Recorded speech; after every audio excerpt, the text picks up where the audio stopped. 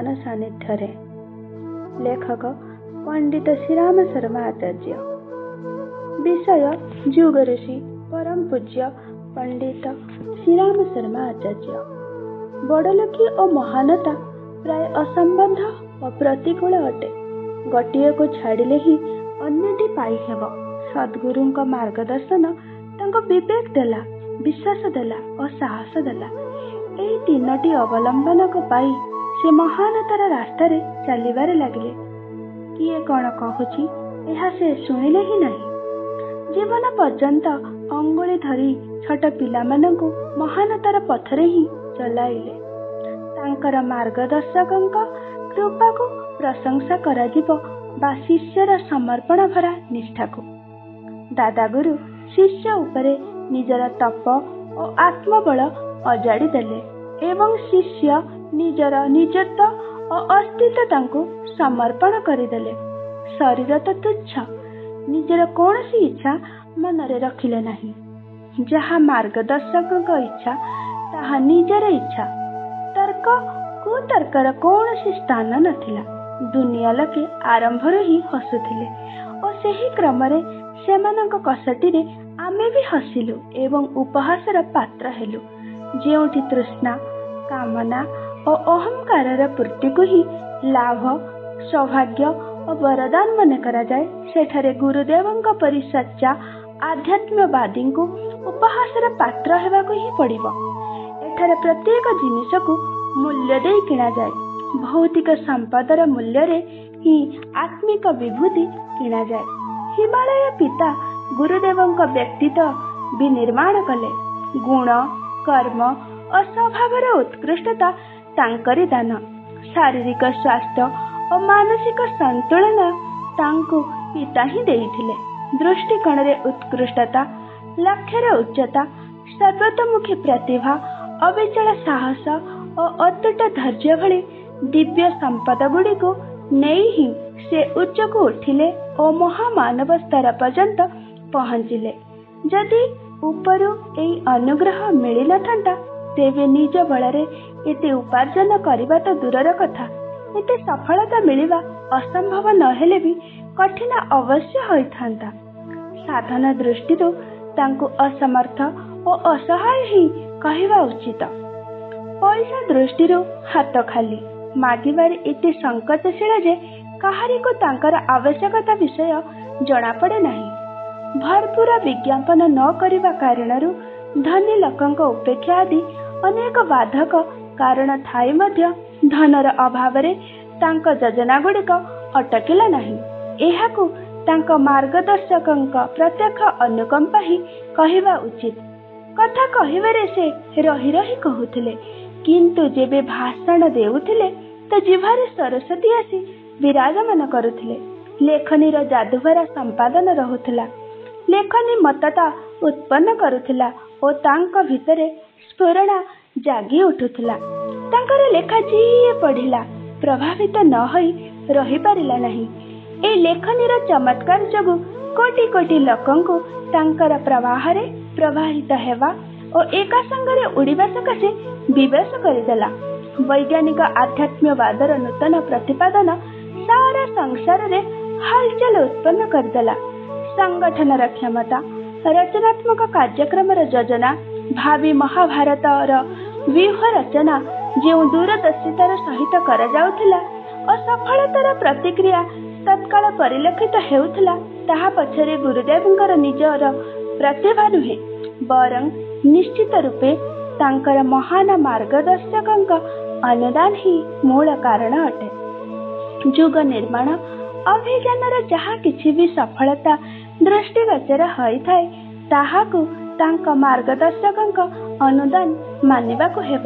ଏହି ଅନୁଦାନ ଗୁରୁଦେବ ମୂଲ୍ୟ ଦେଇ ପାଇଥିଲେ। ପାତ୍ରତା ସିଦ୍ଧ କରିବା ଯୋଗୁଁ ମିଳିଥିଲା। ବ୍ରହ୍ମବଚସ, ଆତ୍ମବଳ ଓ ଋଷିତତ୍ତ୍ୱ ତାଙ୍କୁ ଗାୟତ୍ରୀ ମାତାଙ୍କ ଠାରୁ ହିଁ ପ୍ରେମ ଉପହାର ରୂପେ ମିଳିଥିଲା। ସେ ଧନୀ ନଥିଲେ, କିନ୍ତୁ ତାଙ୍କର ଦିବ୍ୟ ସମ୍ପଦର ପାରାବାର ନଥିଲା। ନିଜ ପାଖକୁ ଆସୁଥିବା କୌଣସି ବ୍ୟକ୍ତିକୁ ଖାଲି ହାତରେ ଯିବାକୁ ଦେଉନଥିଲେ। ଯିଏ ବି ପାଖକୁ ଆସିଲା, ମା ପରି ଉଦାର ଅନ୍ତରାତ୍ମା ପ୍ରଥମେ तार व्यक्तिगत व्यथा चिंता और कठिनता को बुझिबा पई चेष्टा कला एवं निजर सामर्थ्य अनुजाई सहायता रे कौनसी कुंठा कले नहीं।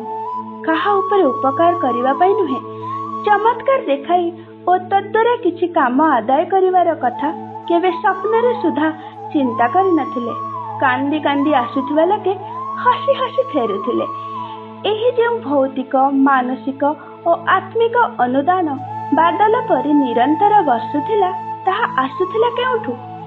एही अनुदान वेद मातांकर थिला। ब्रह्म वर्चस्व और ऋषि तत्वर समस्त संपद तांकु गायत्री मातांक कसरु मिलुथिला। हिमालय पिता व्यक्तित्व मार्गदर्शक कृतित्व और गायत्री माता ब्रह्म वर्चस्व प्रदान कले। एही तीनोटी जिनिस से कष्ट सही करी ही किणिले नहीं, बरं एही उपलब्धिर प्रयोग केवल लोक मंगल पाई करिवार सत्तर सहित स्वीकार करथिले। गुरुदेवंक आत्मीयतार विकास ही लक्ष लक्ष व्यक्ति को मजबूत रस्सी रे शक्त करी तांक सहित बांधी देला। विद्वता प्रतिभा भाषण लेखन संगठन और आंदोलन आदि बहुत छटिया आधार। एही कला अन्य मानक भी भल भाबरे जଣା, किंतु सेमाने सघन कुटुंब करिपारंती केउठी? सेमानक कला केवल आकर्षणर केंद्र होई रही थाए। एही भली व्यक्तित्व काहाकू घनिष्ठ आत्मीयतारे बांधी नेबा और तांको द्वारा साहसपूर्ण कार्य कराई पारिबारे समर्थ होई न थाए। पूज्य गुरुदेव हिमालयर वातावरण रे अंतर्मुखी होई कण कणरे व्याप्त दिव्यता को पढ़िले बुझिले और से तत्वदर्शीर स्तर पर्यंत पहुंची गले। कष्ट पीड़ित और अभावग्रस्त को तांकर अनुदान सर्वदा मिलुथिला। कांदुथुबा व्यक्ति को हसाइबारे तांको मजा लागुथिला। एहाकू तांकर सबुठार बड़ विनोद व्यसन कुहा जाई पारे। जहाकू से किछि उच्चको उठिबार देखुथिले सेमानंकर कामना और तृष्णा गुडी को तृप्त नुहे समाप्त करि देउथिले और सेमानंको बड़ लोकीरु मुक्त करी महानतारे संलग्न करुथिले। जहांको आहुरी उच्चरे थिबार देखुथिले सेमानंको आहुरी उच्च उपहार देउथिले। अहंकार और तृष्णा छाड़िबा बिना ब्रह्म वर्चस्व मिले नहीं।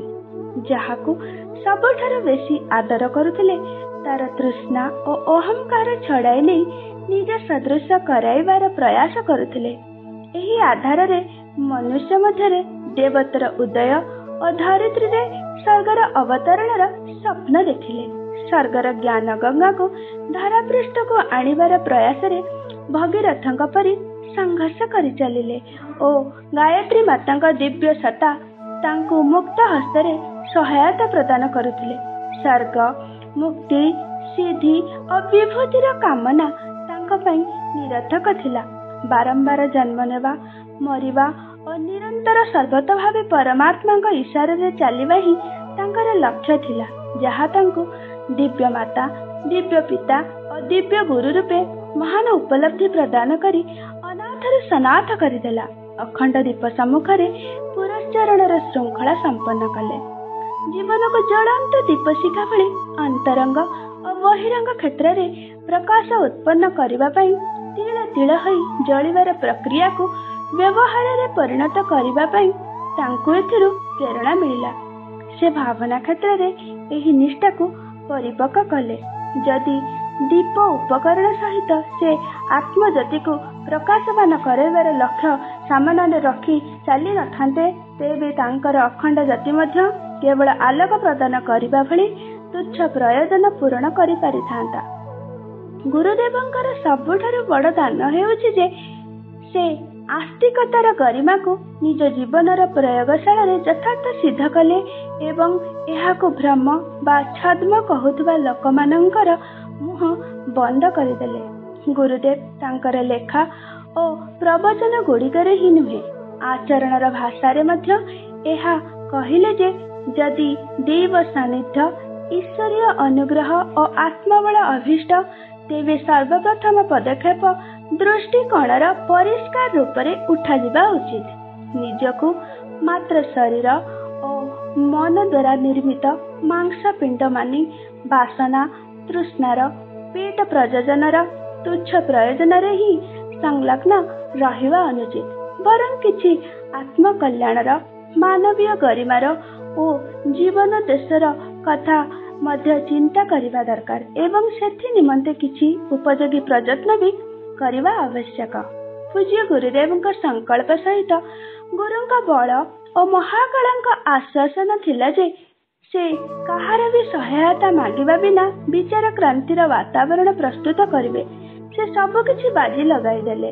କିଛି ଧନପତି ବିତ୍ତୀୟ ସମୂହ ତାଙ୍କର ଶୁଭ ସଂକଳ୍ପକୁ ଶୁଣି ଧନରାଶି ଦେବାର କଥା କହିଲେ, କିନ୍ତୁ ସେ ଅସ୍ୱୀକାର କରିଦେଲେ। ଏହା ତାଙ୍କର ବ୍ରାହ୍ମଣତ୍ୱକୁ ଏକ ଆହ୍ୱାନ ଥିଲା। ଯଦି ଯୁଗ ନିର୍ମାଣ ପରିବାରର ସଦସ୍ୟ ଏହିପରି ଲୋଭ ମୋହରେ ଗ୍ରସ୍ତ, ପେଟ ଓ ପ୍ରଯୋଜନରେ ବ୍ୟସ୍ତ ଏବଂ ବାସନା ତୃଷ୍ଣାର ପଶୁ ଜୀବନ ଯାପନ କରି ମରିଯାଆନ୍ତି, ତେବେ ଏହା ଗୁରୁଦେବଙ୍କ ପାଇଁ ଲଜ୍ଜାର ବିଷୟ ଏବଂ ଏହି ପରିବାର ପାଇଁ ବି କଳଙ୍କ ହେବ। ହାତୀର ଛୁଆ ଛେଳି ପରି ଦେଖାଗଲେ ଏହା ଦ୍ୱାରା ହାତୀର ଓ ତାର ସେହି ଛୁଆର ବି ଉପହାସ ହୋଇଥାଏ। ପରିବାର ଯଦି ଗଠିତ ହୋଇଯାଇଛି, ତେବେ ତାହାର ସ୍ତର କୁଳପତିଙ୍କ ଅନୁରୂପ ହେବାରେ ହିଁ ସଭା ରହିଛି। ନିଜ ସନ୍ତାନ ପ୍ରତି ପ୍ରତ୍ୟେକ ଅଭିଭାବକଙ୍କର ଏହିପରି ହିଁ ଇଚ୍ଛା ରହିଥାଏ। ଯୁଗ ନିର୍ମାଣ ପରିବାରର ପ୍ରତ୍ୟେକ ସଦସ୍ୟ ଯେପରି ମହାମାନବଙ୍କ ଐତିହାସିକ ଭୂମିକା ନିର୍ବାହ କରିପାରିବେ, ସେଥିପାଇଁ ସେମାନେ ଏହି କାର୍ଯ୍ୟରେ ଲାଗି ରହନ୍ତୁ। ପୂଜ୍ୟ ଗୁରୁଦେବ ନିଜର ତପ ଓ ପୂର୍ଣ୍ଣ ଦେଇ ଆତ୍ମିକ ଲାଳସା ମଧ୍ୟ ପୂରଣ କରୁଥିଲେ, କାରଣ ଏହାଦ୍ୱାରା ଆଗକୁ ଯାଇ ଆମେ ବାଳକମାନେ ସମ୍ଭବତଃ ତାଙ୍କ ଆଦର୍ଶ ଗୁଡ଼ିକୁ ଗ୍ରହଣ କରିବାର ସାହସ କରିବା।